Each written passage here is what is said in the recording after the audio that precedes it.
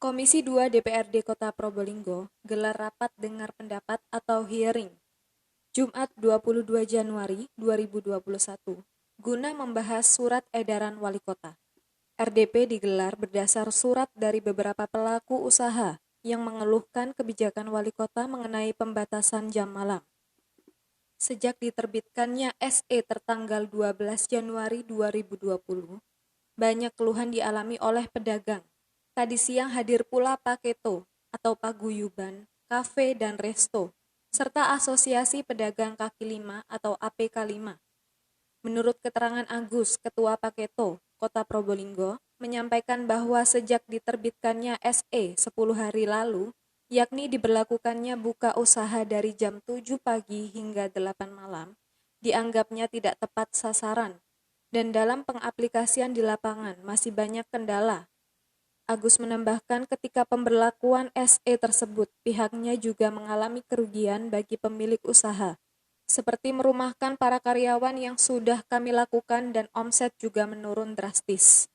Di sisi lain, menurut Heru Setiadi, Wakil Ketua Komisi 2 DPRD, menegaskan bahwa kami menampung semua aspirasi pelaku usaha. Seperti yang dikatakan Paketo dan PKL, bahwa kami sudah merekomendasikan perpanjangan, yakni mulai jam 7 pagi sampai 10 malam. Politisi Demokrat ini menuturkan bahwa selain merevisi perpanjangan jam operasional, pihaknya juga akan merubah poin-poin yang diatur dalam surat edaran tersebut. Usulannya atau keluhannya terkait apa ya? Gini, dari surat edaran pemerintah daerah kepada daerah itu ada pembatasan waktu yang dari buka jam 7 sampai jam 8 malam. Dari keputusan itu sudah beberapa hari kita lakukan, kita jalani. Tapi dalam rentang waktu yang sudah kita jalani ada banyak masalah. Yang jelas kita sudah banyak merumahkan tenaga kerja kita karena kita waktunya pendek, kemudian omset sendiri itu turun drastis. Maka dari dasar itu kita bersama Paguyuban, teman-teman di lapangan, kita mengajukan satu permintaan lewat dewan yang sebagai wakil rakyat, wakil kita agar bisa menyampaikan aspirasi kita ke pemerintah daerah agar ada satu perubahan atau pelonggaran revisi di jam tutup.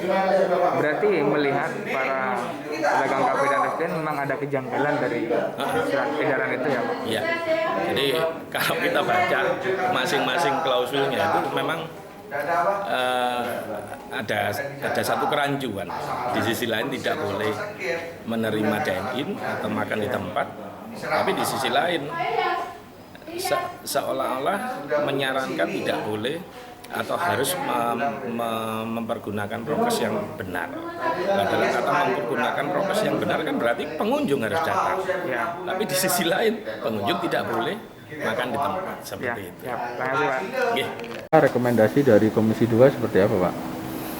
Jadi seperti yang disampaikan dari Paguyuban, jadi Paketo dan PKL, bahwa mereka menuntut untuk perpanjangan jam operasional. Itu yang apa yang mereka harapkan kan. Dari jam 8 diperpanjang menjadi jam 10 malam. Nah, artinya apa yang mereka sampaikan ya itu yang kita rekomendasikan untuk minimal merevisi, kalau perlu mencabut. Tapi kalau mencabut kan artinya ini kan cuma pengaturan dari para daerah bagaimana untuk penanganan COVID ini bisa terkendali. Nah, rekomendasinya tentunya untuk memperpanjang jam operasional. Dan yang kedua juga memperbaiki hal-hal yang diatur dalam SE tersebut. Ya seperti tadi saya sampaikan bahwa tidak bisa kita samaratakan pelaku usaha itu dengan berbagai tingkatannya. Jadi seperti mall, PKL, kafe, ya mereka punya pangsa, mereka punya jam operasional yang spesifik. Artinya kita tidak bisa menyamaratakan jam operasional mall dengan PKL yang keberadaannya sangat tergantung dengan tempat usahanya. Misalnya ambil contoh pedagang kuliner yang ada di depan toko-toko. Ya. Nah, mereka bisa buka setelah toko tutup tentunya. Nah, kalau sebelum toko tutup mereka buka ya dimarahi sama yang punya toko. Nah, itu akan kita masukkan dalam rekomendasi kita. Artinya hal-hal yang mendasari bagaimana suatu kebijakan itu bisa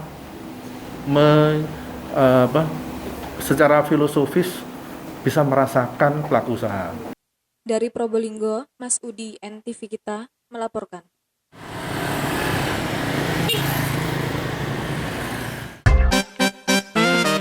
NTV